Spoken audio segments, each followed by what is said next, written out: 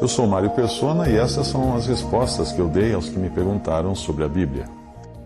Sua dúvida surgiu quando você leu João 4, versículos 37 e 38, que dizem assim: porque nisto é verdadeiro o ditado que um é o que semeia e outro o que ceifa. Eu vos enviei a ceifar onde vós não trabalhastes. Outros trabalharam e vós entrastes no seu trabalho. Então a sua dúvida é: quem seriam esses outros que trabalharam?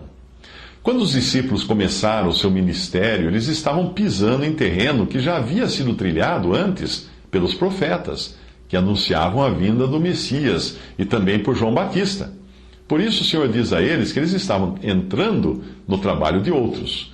Eles estavam ceifando em um campo onde outros haviam semeado. Mas nós devemos entender que tanto os profetas do Antigo Testamento como os discípulos de Jesus nos Evangelhos nada tinham ainda a ver com a igreja, que era um segredo oculto que foi revelado depois a Paulo e mais tarde também aos outros apóstolos, porque ela só foi fundada no dia de Pentecostes, sobre a rocha que é Cristo, porém Cristo morto, ressuscitado e glorificado. Antes disso, teria sido impossível que seres humanos desfrutassem de toda a plenitude da obra de Cristo. Teria sido impossível que seres humanos fossem a noiva de Cristo, fossem a igreja, porque ele precisava morrer, ressuscitar, ser glorificado. Porque para isso, e só depois disso, o Espírito Santo poderia vir habitar no crente e na igreja coletivamente. Ao falar dos santos e mártires do Antigo Testamento, a Epístola aos Hebreus esclarece o seguinte, em Hebreus 11, 39 a 40. E todos estes, tendo tido testemunho pela fé, não alcançaram a promessa, provendo Deus alguma coisa melhor a nosso respeito, para que eles, sem nós, não fossem aperfeiçoados.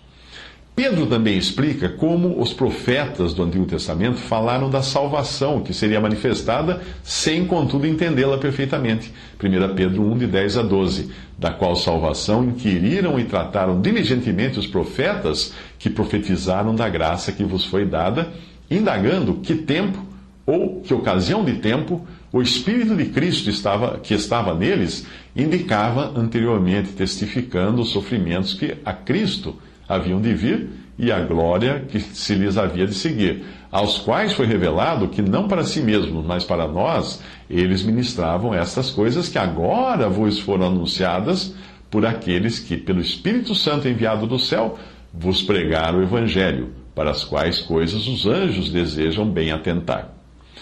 É preciso entender também que a pregação dos discípulos nos Evangelhos, antes da formação da igreja, ou seja, aquela ceifa a qual o Evangelho está se referindo, a ceifa que eles praticavam em terreno semeado por outros, não era de uma mensagem completa do Evangelho, porque Jesus ainda não havia morrido e ressuscitado.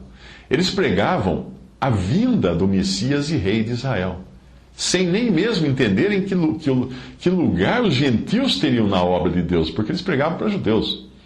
É só com o Evangelho de Paulo, como é chamada a carta aos Romanos, que nós temos a revelação completa das boas novas de salvação, e pela carta aos Efésios nós temos a compreensão do mistério, o segredo oculto que era a igreja. Esta passagem de João 4, 37 a 38 também nos dá uma lição importante. Qualquer que seja o resultado de nosso trabalho na pregação do Evangelho, nós devemos sempre ter em mente que não foi um trabalho feito apenas por nossa instrumentalidade.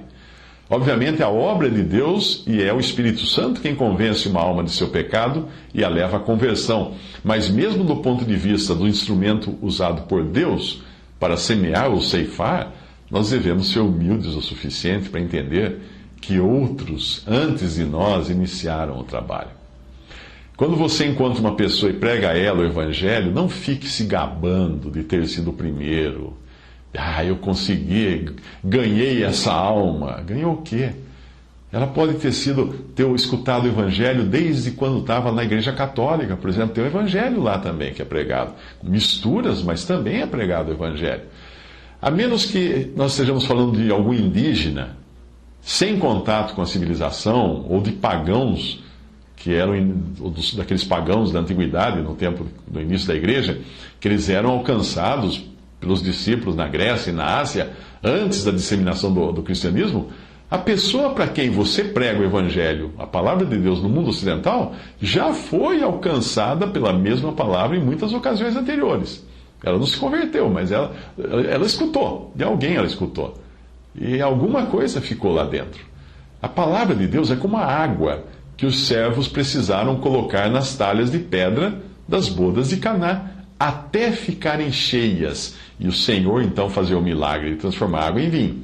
Uma pessoa no mundo ocidental de hoje já deve ter escutado a palavra de Deus, que é a água, a palavra tipificada como água lá em Efésios, ela já escutou em diversos lugares, como em igrejas de diferentes denominações, mesmo catolicismo, protestantismo, no rádio, na TV, em livros, folhetos, filmes, internet, etc. Se você teve o privilégio de assistir à conversão definitiva dessa pessoa, fique alegre por isso, né? Porque talvez o que você deu a ela foi o último gole da palavra necessário para o Espírito Santo agir. Ou seja, você despejou na talha de pedra o último copinho de água, para Cristo então transformar aquilo em vinho, que é a figura da alegria e também uma figura do sangue, da vida. Por assim dizer, você encontrou aquele vaso de pedra quase cheio e só faltava uma gota. Portanto, em nenhum momento saia por aí se gabando de ter sido o único instrumento usado por Deus na conversão daquela alma. Não, que isso. Aquela água já podia estar quase na beiradinha e você pingou a última gota e glória a Deus por isso, ela se converteu.